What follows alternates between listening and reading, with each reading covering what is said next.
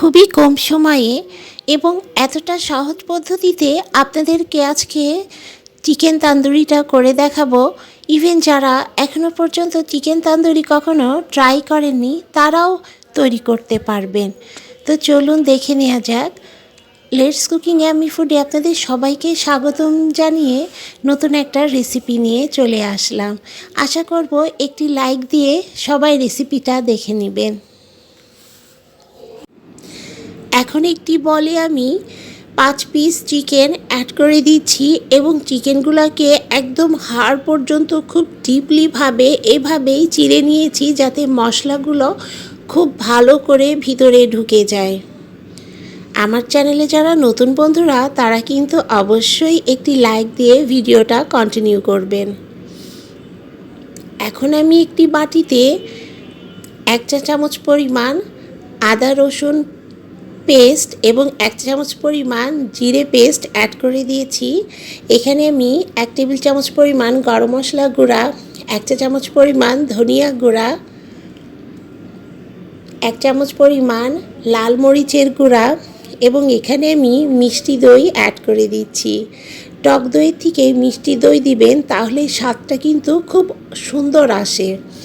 এখানে আমি 1 টেবিল চামচ পরিমাণ সরিষার তেল এবং স্বাদ মতো লবণ অ্যাড করে দিয়েছি এবং এখানে আমি 2 রকমের লবণ দিয়েছি। এখানে আমি বিট নুনটাও অ্যাড করে দিয়েছি, এতে খুব সুন্দর একটা টেস্ট আসে। এবং সমস্ত মশলাগুলোকে বন্ধুরা এভাবে খুব ভালো করে মিশিয়ে নিচ্ছি। এখানে আরও কিছু অ্যাড করব, ধাপে ধাপে দেখতে থাকুন। এখানে আমি বারবিকিউ সসটাকে অ্যাড করে দিচ্ছি। এখানে আমি 1 টেবিল চামচ পরিমাণ বারবিকিউ সস দিয়ে দিয়েছি,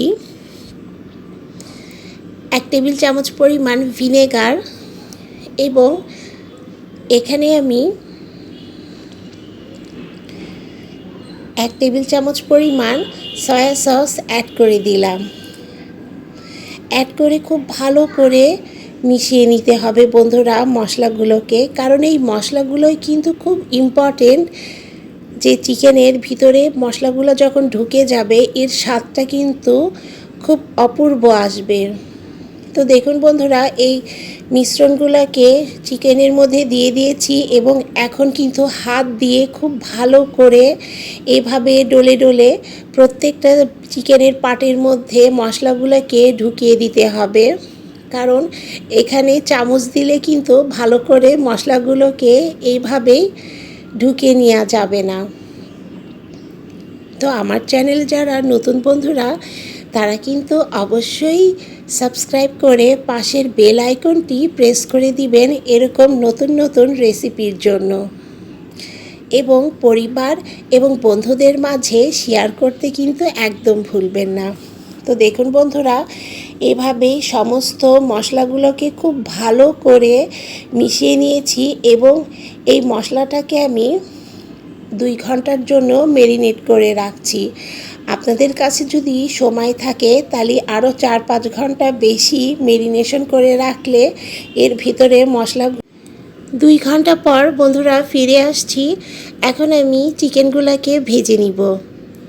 এখন একটি প্যানে আমি 1 টেবিল চামচ পরিমাণ ঘি অ্যাড করে দিয়েছি এবং এখানে একটু সামান্য বাটারও দিয়ে দিয়েছি।